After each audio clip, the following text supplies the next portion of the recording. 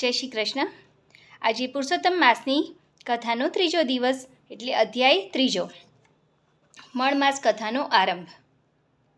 અમૃતધારા મેના વ્રત સહકીર્તન કરીશું આપણે। સૌનકાદિ તથા અન્ય ઋષિઓ બોલ્યા, હે મહાભાગ્યશાળી સૂત, નરના મિત્ર નારાયણે નારદને જે શુભ વચન કર્યું હોય તે કહો। સૂતજી બોલ્યા, હે શ્રેષ્ઠ બ્રાહ્મણો, નારાયણનું વચન તમે સાંભળો। નારદ આગળ જેમણે જે વચન કહ્યું હતું તે જેવું મેં સાંભળ્યું છે તે પ્રમાણે હું કહું છું। શ્રી નારાયણે કહ્યું, હે દેવર્ષિ નારદ, ભક્તોના દુઃખને હરનારા મહાત્મા શ્રી કૃષ્ણે રાજા યુધિષ્ઠિરને પૂર્વે જે કથા કહી હતી તે જ હું કહું છું। દુર્યોધને પાંડવોને દગાથી જુગારમાં હરાવી અગ્નિથી ઉત્પન્ન થયેલી ધર્મપરાયણ સતી દ્રૌપદીને સભાની સમક્ષ ઘસડી લાવી દુષ્ટ દુશાસને વાળ પકડી ખેંચી હતી અને તેના વસ્ત્રો ઉતારવા માંડ્યા હતા। તે વેળા શ્રી કૃષ્ણે દ્રૌપદીને ચીરપુરી રક્ષણ કર્યું હતું। પછી તે શરત પ્રમાણે રાજ્યનો ત્યાગ કરી પાંડવો કામ્યક વનમાં ગયા હતા। ત્યાં સર્વ પાંડવો ઘણું જ દુઃખ પામ્યા હતા। એ દુઃખી પાંડવોને મળવા માટે ભગવાન દેવકી પુત્ર શ્રી કૃષ્ણ મુનિઓ સહિત કામ્યક વનમાં ગયા હતા। નકુલ તથા સહદેવે શ્રી કૃષ્ણના ચરણ કમળમાં ભક્તિથી નમસ્કાર કર્યા। દુઃખથી પીડિત દ્રૌપદીએ પણ સ્વસ્થ બની કૃષ્ણને નમન કર્યું। પાંડવોને દુઃખી જોઈ શ્રી કૃષ્ણના શરીરમાં ક્રોધ ઉત્પન્ન થયો અને કૌરવોને બાળી નાખવાની તેમની ઈચ્છા થઈ। તેથી ભક્ત વત્સલ ભગવાનનું મુખ કરોડો કાળ જેવું વિકરાળ થઈ ગયું। ત્રણેય લોકને જાણે બાળી નાખવા માગતા હોય તેમ આવેશથી બંને હોઠને દાંત વતી તે પીસવા લાગ્યા। શ્રી કૃષ્ણનું આવું રૌદ્ર સ્વરૂપ જોઈ તે વખતે અર્જુન વીર હોવા છતાં ધ્રુજી ઉઠ્યો। ભયથી બે હાથ જોડી શ્રી કૃષ્ણની સ્તુતિ કરવા લાગ્યો। હે શ્રી કૃષ્ણ, આપ સર્વ કારણોના પણ કારણ અને વેદો તથા વેદોના અંગરૂપ સર્વ શાસ્ત્રોના બીજના પણ બીજરૂપ છો। આપ જ જીવ માત્રના પાલન કરતા છો।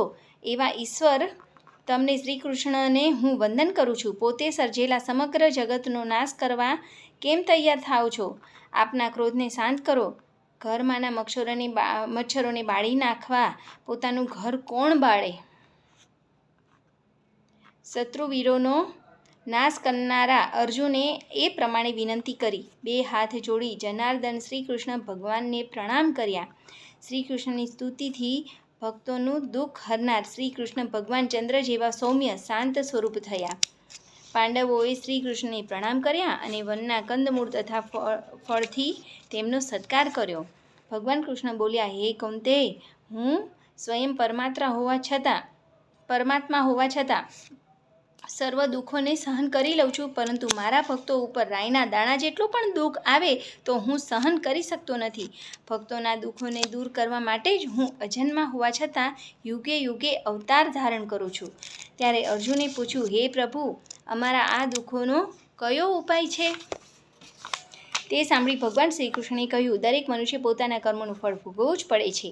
આ કર્મોના બંધનોમાંથી મુક્ત થવા માટે માનવીએ જપ, તપ, વ્રત, ઉપવાસ, કથા પઠન, શ્રવણ, દાન, ધર્મ આદિ પુણ્યના કામ કરવા જોઈએ। આથી તેઓ આત્મા નિસ્પૃહ અને પવિત્ર બનશે અને તે પોતાના કર્મોના બંધનોને તોડી મુક્ત થશે। થોડા સમયમાં અધિક માસ આવે છે। આ માસમાં તમે વ્રત, જપ, દાન, પુણ્ય વગેરે પૂર્ણ શ્રદ્ધાથી કરશો તો તેના પ્રભાવે તમારું ગયેલું રાજ, સમૃદ્ધિ, વૈભવ, સુખ, ચૈન તમને પાછા મળશે અને તમને સુખી થશો।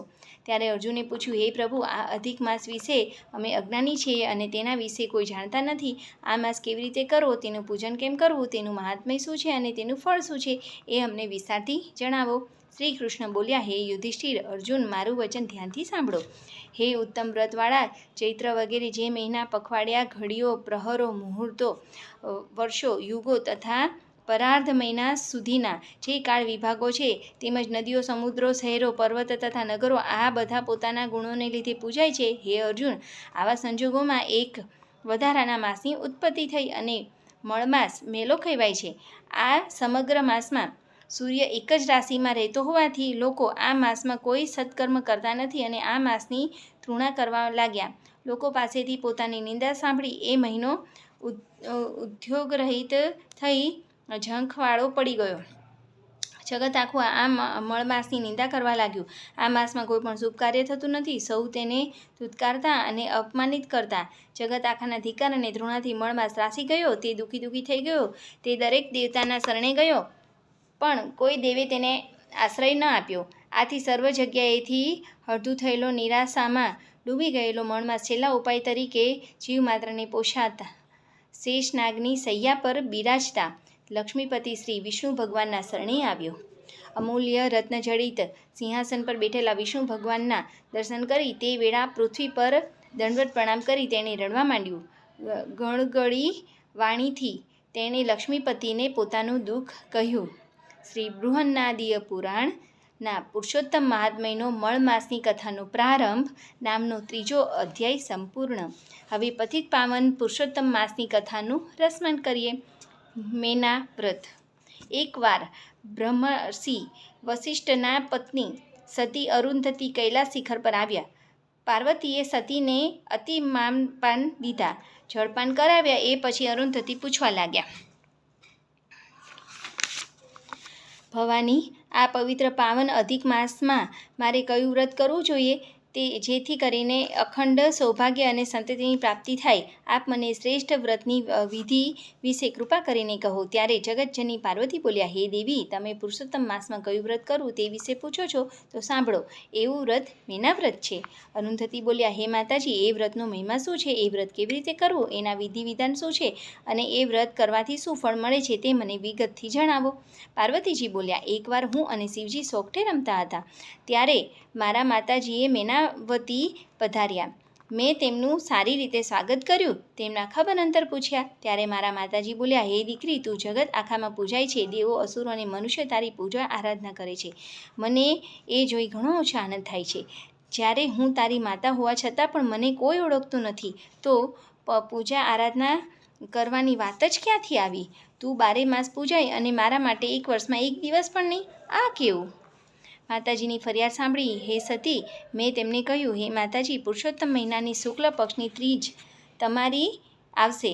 જે કોઈ નર નારી પૂર્ણ શ્રદ્ધા અને ભક્તિથી તમારું વ્રત કરશે અને સંપૂર્ણ મનોરથ પૂર્ણ થશે અને તે સુસંતતિ અને શ્રેષ્ઠ સંપત્તિને પ્રાપ્ત કરશે. તેની જન્મોજન્મની દરિદ્રતા અને બધાઓ નષ્ટ પામશે. અને સ્ત્રી આ વ્રત કરશે તો ચૂડી ચાંદલો અખંડ રહેશે અને તે અખંડ સૌભાગ્યને પ્રાપ્ત કરશે. અરુંધતી બોલ્યા, હે જગદંબા, હવે આ વ્રત કેમ કરવું તેનું વિધિ વિધાન જણાવો. પાર્વતીજી બોલ્યા, હે સતી, પુરુષોત્તમ મહિનાની શુક્લ ત્રીજના દિવસે વ્રત કરનારે સવારે વહેલા ઉઠી નિત્યકર્મથી પરવારી ઘરમાં પવિત્ર જગ્યામાં એક બાજોટ પર લાલ વસ્ત્ર પાથરી મારી માતા મેનાવતીની પુત્ર અને પતિ સાથે હાથી ઉપર બેઠા હોય એવી સોનાની કે ચાંદીની મૂર્તિ બનાવી સ્થાપિત કરવી. મૂર્તિ ઉપર ધાતુના 5 ફૂલ ચડાવવા. મૂર્તિ ઉપર ધતુરાના 5 ફૂલ ચડાવવા. ધૂપ દીપ કરી નૈવેદ્ય કરાવવું. મૂર્તિ ઉપર સુગંધિત દ્રવ્યો ચડાવવા. એકટાણું કરવું. આ પ્રમાણે આખો પુરુષોત્તમ મહિનો કરવો. મહિનો પૂરો થતાં વ્રતનું ઉજવણું કરવું. 5 દંપતીને સજોડે જમાડવા અને નવા વસ્ત્રો તથા દાન દક્ષિણા આપી તેમને રાજી કરવા. આ રીતે વ્રત કરવાથી મનુષ્યને કદી દુઃખ કષ્ટો પડતા નથી. દુઃખનો પડછાયો પણ તેનાથી દૂર રહે છે અને અંતકાળે વ્રત કરનાર દેહ ત્યાગીને વૈકુંઠની પ્રાપ્તિ કરે છે. મેના વ્રત જે કરે તેના કોડ પૂર્ણ થાય. રિદ્ધિ સિદ્ધિ રહે સેવામાં. દુઃખ દારિદ્ર્ય દૂર થાય. હે પરમ પ્રભુ શ્રી કૃષ્ણ પુરુષોત્તમ ભગવાનનું સંકીર્તન કરીએ. શ્રી કૃષ્ણ નામાવલી. શ્રી કૃષ્ણ કૃષ્ણ યદુનંદન કૃષ્ણ કૃષ્ણ શ્રી કૃષ્ણ કૃષ્ણ મુનિવંદન કૃષ્ણ કૃષ્ણ શ્રી કૃષ્ણ મુરલીધર કૃષ્ણ કૃષ્ણ શ્રી કૃષ્ણ જગદીશ્વર કૃષ્ણ કૃષ્ણ શ્રી કૃષ્ણ કરુણાકર કૃષ્ણ કૃષ્ણ શ્રી કૃષ્ણ કમલાકર શ્રી કૃષ્ણ કૃષ્ણ શ્રી કૃષ્ણ મથુરાપતિ કૃષ્ણ કૃષ્ણ શ્રી કૃષ્ણ ધુરાકૃતિ કૃષ્ણ કૃષ્ણ શ્રી કૃષ્ણ કૃષ્ણ વ્રજવર્ધન કૃષ્ણ કૃષ્ણ શ્રી કૃષ્ણ કૃષ્ણ મૂરમર્દન કૃષ્ણ કૃષ્ણ શ્રી કૃષ્ણ કૃષ્ણ વ્રજભૂષણ કૃષ્ણ કૃષ્ણ શ્રી કૃષ્ણ કૃષ્ણ મધુસૂદન કૃષ્ણ કૃષ્ણ શ્રી કૃષ્ણ કૃષ્ણ વિધુવંશજ કૃષ્ણ કૃષ્ણ શ્રી કૃષ્ણ કૃષ્ણ ભવભેષજ કૃષ્ણ કૃષ્ણ શ્રી કૃષ્ણ કૃષ્ણ રસિકેશ્વર કૃષ્ણ કૃષ્ણ શ્રી કૃષ્ણ કૃષ્ણ અખિલેશ્વર કૃષ્ણ કૃષ્ણ શ્રી કૃષ્ણ કૃષ્ણ મનમોહન કૃષ્ણ કૃષ્ણ શ્રી કૃષ્ણ કૃષ્ણ ખગવાહન કૃષ્ણ કૃષ્ણ શ્રી કૃષ્ણ કૃષ્ણ વાસુદેવજ કૃષ્ણ કૃષ્ણ શ્રી કૃષ્ણ કૃષ્ણ પશુપાંગજ કૃષ્ણ કૃષ્ણ શ્રી કૃષ્ણ કૃષ્ણ નટનાગર કૃષ્ણ કૃષ્ણ શ્રી કૃષ્ણ કૃષ્ણ સુખસાગર કૃષ્ણ કૃષ્ણ શ્રી કૃષ્ણ કૃષ્ણ ભવમોહન કૃષ્ણ કૃષ્ણ શ્રી કૃષ્ણ કૃષ્ણ રવિલોચન કૃષ્ણ કૃષ્ણ શ્રી કૃષ્ણ કૃષ્ણ પુરુષોત્તમ કૃષ્ણ કૃષ્ણ શ્રી કૃષ્ણ કૃષ્ણ ગતિસત્તમ કૃષ્ણ કૃષ્ણ શ્રી કૃષ્ણ કૃષ્ણ ગિરિધારણ કૃષ્ણ કૃષ્ણ શ્રી કૃષ્ણ કૃષ્ણ જંતારણ કૃષ્ણ કૃષ્ણ શ્રી કૃષ્ણ કૃષ્ણ યમુનાવર કૃષ્ણ કૃષ્ણ શ્રી કૃષ્ણ કૃષ્ણ ધનસુંદર કૃષ્ણ કૃષ્ણ શ્રી કૃષ્ણ કૃષ્ણ જય કેશવ કૃષ્ણ કૃષ્ણ શ્રી કૃષ્ણ કૃષ્ણ જય માધવ કૃષ્ણ કૃષ્ણ બોલો શ્રી કૃષ્ણ કનૈયા લાલ કી જય પુરુષોત્તમ ભગવાન કી જય હે પુરુષોત્તમ ભગવાન આ વાર્તાના ફળ સ્વરૂપે દરેક ભક્તજનોને ખૂબ જ સંતતિ સંપત્તિ આપજો અને મારા દર્શકોને પણ એમની દરેક ઈચ્છા પૂરી થાય એવું વરદાન આપજો. જય શ્રી કૃષ્ણ.